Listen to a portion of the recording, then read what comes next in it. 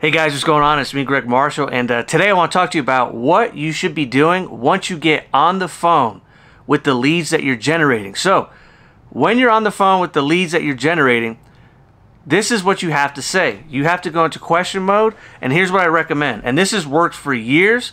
It doesn't matter if we're running messenger campaigns, lead generation campaigns, people leaving a comment below on any of your social media platforms, people texting you, calling, it doesn't matter.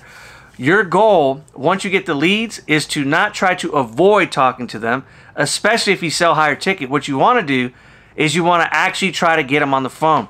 That's the objective of any cold outreach, any ad, any comment, is to be able to move them onto a phone call so you can actually start talking to them about what you do.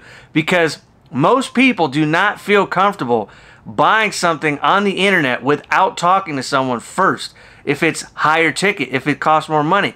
The reason for that is you have to keep in mind, when people see your stuff, the first question they're asking is, can I actually trust this person? Is this a real company? Are they going to actually take care of me? Or are they going to go ahead and basically fool me into doing something and then they never get the result? So that's the very first objection you have, which is why you have to get them on the phone to make sure that they actually can hear your voice, get a feel for who you are, what your personality's like, and then they're going to go ahead and decide to be able to start to move forward. Now, once you're on the phone, this is what you have to do.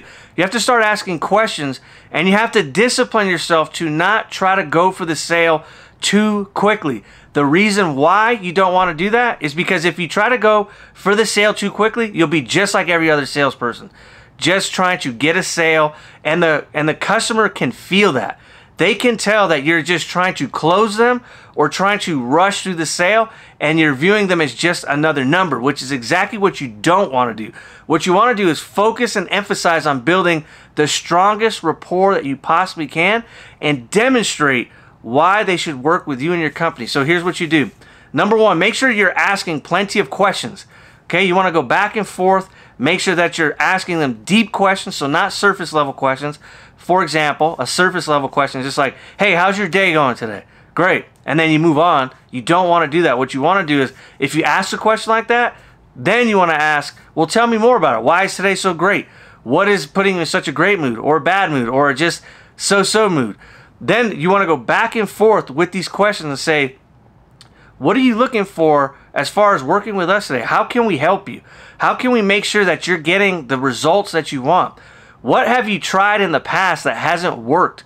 Who have you talked to before that you haven't gotten the actual result that you want? How long have you been thinking about wanting to make this change? Why do you actually want to make this change? These are what I like to call power questions. And the goal is, when you get them on the phone, you want to make sure you're driving as much emotion as humanly possible, because people buy with emotion and justify with logic. So if you're going on a phone call and you're just saying, hey, we can help you get more leads, or we could help you sell more stuff, or whatever, that's not actually what they want. Instead, what you want to do is talk about things like, how would your life change if you actually got the result that you're seeking? How easy or how hard would your life be if you did not make this decision today? Why are you actually on this phone call, and why do you need help? Because that's the other thing you got to keep in mind, is people do not reach out just because they do not need help. They're reaching out because they need help with their actual whatever problem, and they are looking to you to solve it. So they're already halfway there. So when you get on the phone, you want to make sure that this phone call is not like a 5 or 7 minute phone call. You want to actually try to make it about 30 minutes, 40 minutes. Try to build rapport. Try to make sure that the person that you're talking to can feel your excitement, your energy, but most importantly, you want to make sure that they know that you have empathy. You're actually feeling what they're feeling, and you're coming across as you will be able to help solve their problem. And that is the goal. And so that's why getting on the phone is so important, because if you want someone to spend $1, $2, $3, $4, $5, $6, $10,000 with you, the only way you're going to get them to do that is they need to feel that they can trust you. They need to feel that you're invested in what their goals are, and they need to feel that they're heard, right? That they're understood, that you totally understand their problem, and that you're going to be able to help solve it. Because if they don't feel like you understand their problem, they're not actually going to want to move forward with you, because you're just another salesperson. You're just another company wanting to sell them instead of help them. So use the phrase sell to help.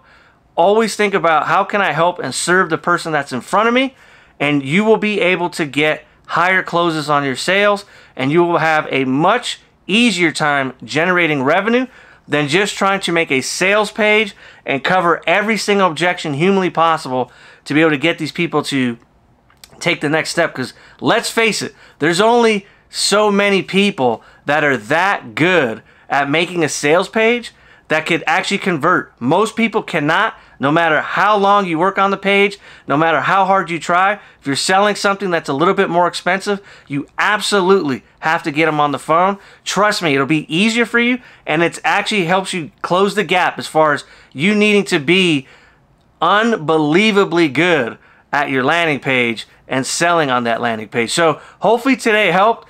I want to really instill in you, make sure to focus on getting your leads on the phone. Whatever you do, do not try to avoid this fact. If you don't want to do it, find someone else who can.